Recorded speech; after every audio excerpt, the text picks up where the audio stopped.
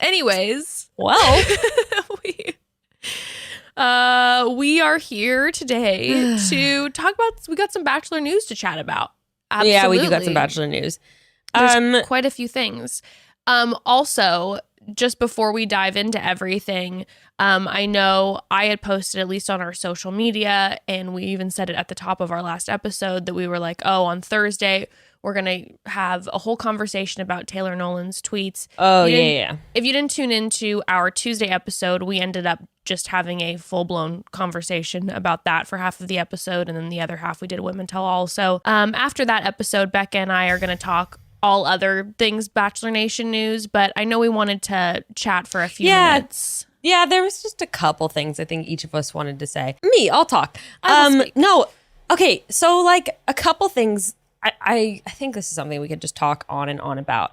One, like, I do think that if you listen to our last episode or like have seen stuff on social media, I would say that like I'm not saying to like the tweets may be triggering to you, and like if you are very sensitive, maybe don't go read them. But like I would kind of reserve judgment for other people's reactions unless you like do know like what the tweets encompassed, from her tweets about mental health to like, you know, how she breached her client relationships and all that kind of thing. Just wanted to say that. But because I think some people just are kind of unaware like how far these tweets went, because when I've looked up like news stuff, they've covered like, you know, a couple different things that she said involving like racism stuff. But there's a lot. So I did just kind of want to say that. But also, I've noticed something interesting. The people I've noticed, like in Bachelor Nation, there are a lot of people who didn't say anything about any other issues going on in Bachelor Nation over the past few months, but like who were very quick to say things like about Taylor.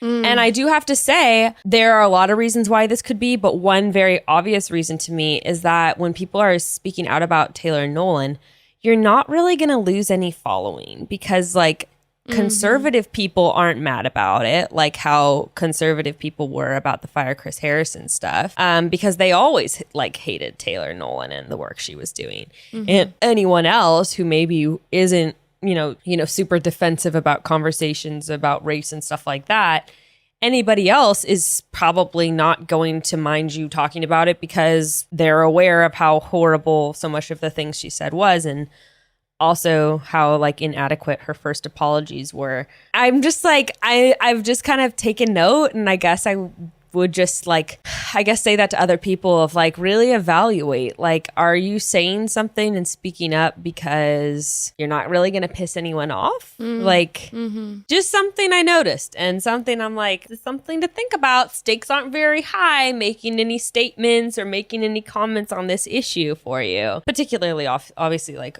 white people in Bachelor Nation with really big followings. So anyway, just kind of had that thought. And then my other thought was just like, it's just like what I said last time on the podcast too. And I saw some people, I don't know, the biggest thing for me, and the thing that's most important, is like the standards that Taylor has held everyone else to. That's, I think, why that's why I feel really strongly is it's just like, you should hold yourself to the same accountability. And that's something that's just has really bothered me the most in terms of, I mean, I already said that last time. So anyway, that's pretty much all I wanted to say.